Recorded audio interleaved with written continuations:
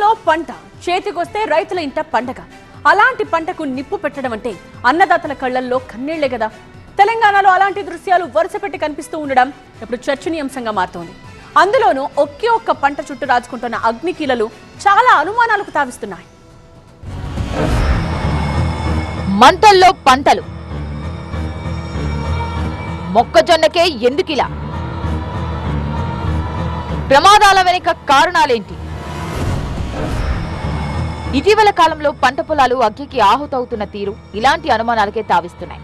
ఒక్కసారంటే okay, రెండోసారి okay, కానీ వరుస పెట్టి పంటలు దహనమవుతున్న తీరు, మరీ ముఖ్యంగా మొక్కజొన్న పంటలే తగలబడుతున్న తీరు సహజంగానే చర్చకు దారితీస్తున్నాయి.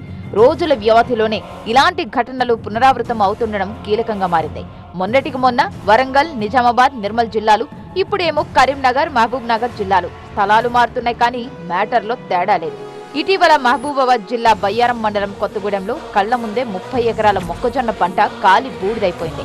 ఆ ఘటన మరవక ముందే నిర్మల్ జిల్లా పార్టీ గ్రామ శివార్లో 20 ఎకరాల మొక్కజొన్న, అదే రోజున కామారెడ్డి జిల్లా కొడిచెరలో మరో 25 ఎకరాల మొక్కజొన్న అగ్గికి ఆహుతైపోయింది.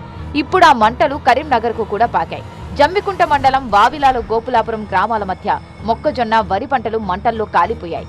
సోషల్ మీడియాలో వైరల్ అయిన ఈ దృశ్యాలను చూసి సీఎం రేవంత్ కూడా చలించిపోయారు. కాలిపోయిన పంటను చూసి కన్నీరు పెట్టుకుంటున్న మహిళా రైతు వీడియోను చూసి ఆమెను ఆదుకోవాలంటూ అధికారులకు ఆదేశాలిచ్చారు. కేంద్రం కొనకపోయినా రాష్ట్ర ప్రభుత్వం మొక్కజొన్న పంటను కొంటుందని ఇప్పుడు మంత్రి తుమ్మల సైతం రైతులకు భరోసా ఇచ్చారు.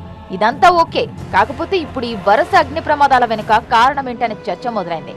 నిత్యం మొక్కజొన్న పంటకే మంటలు ఎందుకు అంటుకుంటున్నాయనే అనుమానాలు తలెత్తుతున్నాయి.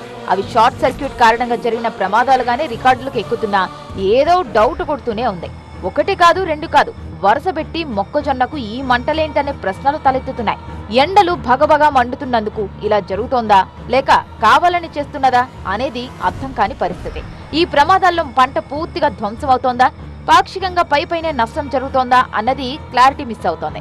అయితే ఈ మంటల విషయంలో ఇప్పుడు కొత్త వాదన తెర మీదకొచ్చింది.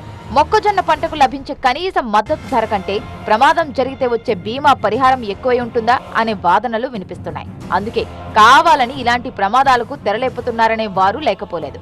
అందుకే ఈ మొత్తం ప్రమాదాలపై ఆరా తీస్తున్నారు అధికారులు. అసలేం జరిగిందనే విషయమై కూపీలాగుతున్నట్టు తెలుస్తోంది.